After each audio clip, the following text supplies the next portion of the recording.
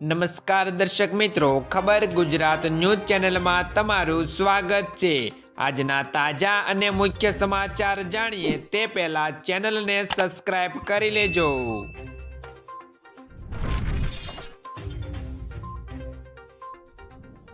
તો મિત્રો, સૌપ્રથમ આજના તાજા સમાચારને લઈને વાત કરીએ તો હવામાન વિભાગની આગાહી, રાજ્યમાં ગરમીનો પારો વધશે। ગરમીને લઈને હવામાન વિભાગે આગાહી કરી છે।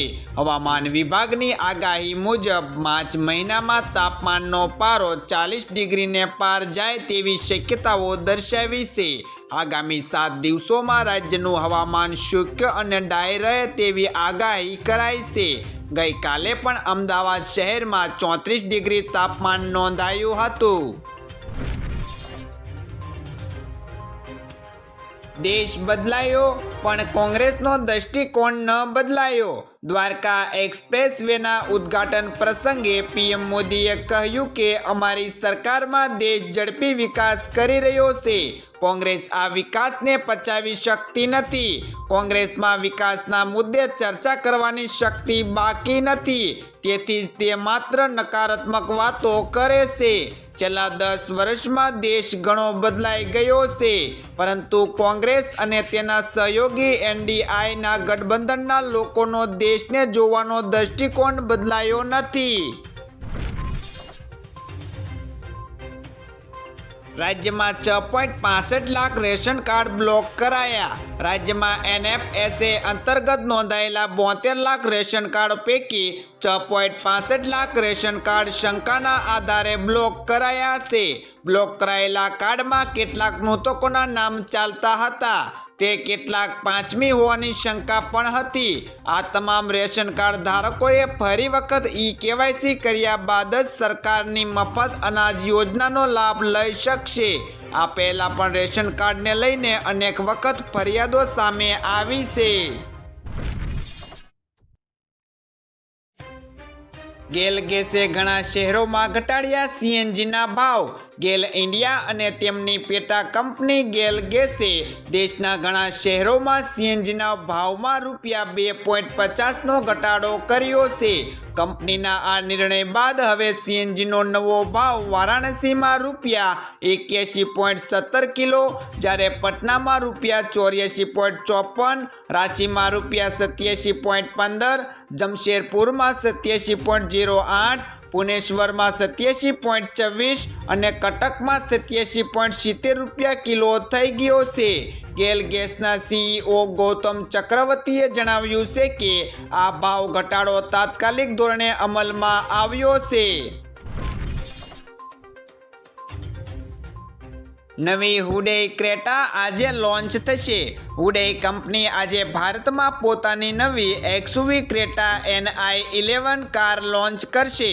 તેની કેબિનમાં લાલ ઇન્ટેરિયર સાથે પ્રોટી બ્લેક ઇન્ટિરિયર, ગિયર નોલ પર બેઝિક અને સ્ટીયરિંગ વ્હીલ હશે। તેમાં 10.25 ઇંચની એલસીડી ઇન્ફોટેનમેન્ટ સિસ્ટમ અને બ્લાઇન્ડ સ્પોટ મોનિટર હશે। આ સાથે 1.5 લિટરનું ટર્બો પેટ્રોલ એન્જિન મળશે। એક્સયુવીના આ વેરિયન્ટની એક્સ શોરૂમ કિંમત લગભગ 18.50 લાખ રૂપિયા હોઈ શકે છે। આ 4 દિવસમાં 85,000 કરોડની કમાણી। આ સપ્તાહમાં શેર માર્કેટમાં ટાટા ગ્રુપની હોલ્ડિંગ કંપની ટાટા સન્સમાં આઈપીઓની ચર્ચાથી રિટેલ ઇન્વેસ્ટર ટાટા ગ્રુપના શેરમાં ખરીદી કરી। દરમિયાન ગ્રુપની 24 લિસ્ટેડ કંપનીઓનું માર્કેટ કેપ 85,000 કરોડ રૂપિયાથી વધીને 31.6 લાખ કરોડ થયું। એસી ઇક્વિટીના ડેટા મુજબ સૌથી વધુ તેજી ટાટા કેમિકલ્સમાં જોવા મળી। તેના શેરમાં 36%ની તેજી આવી છે। બીજા નંબર પર ટાટા ઇન્વેસ્ટમેન્ટ કોર્પોરેશન હતી, જેના શેરમાં 28%ની તેજી જોવા મળી હતી। દેશમાં શેર બજારમાં રોકાણકારો વધ્યા। દેશમાં દરેક 9મો વ્યક્તિ શેર બજારમાં રોકાણ કરી રહ્યો છે। 2018માં કુલ 3.19 કરોડ ડીમેટ ખાતા હતા। માર્ચ 2024માં વધીને 16.42 કરોડ થઈ ગયા છે। એમપી, રાજસ્થાન જેવા રાજ્યોમાં પ્રત્યેક 10 થી 12 વ્યક્તિ શેર બજારમાં નોંધાયેલો છે. દેશમાં 16 કરોડથી વધુ લોકો શેર બજારમાં રોકાણ કરી રહ્યા છે. કુલ રોકાણકારોના 50% મહારાષ્ટ્ર, યુપી, ગુજરાત, રાજસ્થાન અને એમપીના છે. બિહારમાં રોકાણકારો ઝડપથી વધી રહ્યા છે. 2 દિવસ પેટ્રોલ ડીઝલ નહીં મળે. રાજસ્થાન પેટ્રોલિયમ ડીઝલ્સ એસોસિએશને રાજ્યમાં વેટ ઘટાડવા માંગણી સાથે ફરી એકવાર હડતાલની જાહેરાત કરી છે.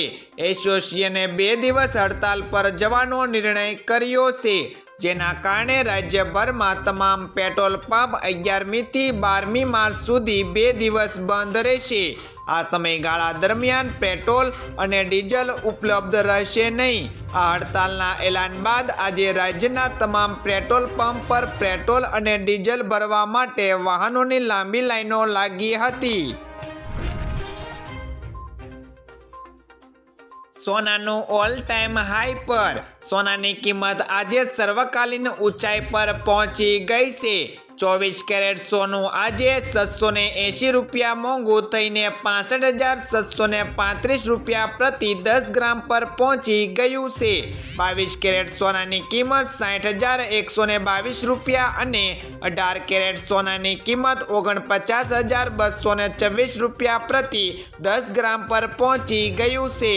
ચાંદી 254 રૂપિયા વધીને 72,539 રૂપિયા પ્રતિ કિલોએ પહોંચી ગઈ છે. 2024માં વિશ્વવ્યાપી મંદીની સંભાવના છે, જેના કારણે રોકાણકારો સોના તરફ વધતા કિંમત વધી છે.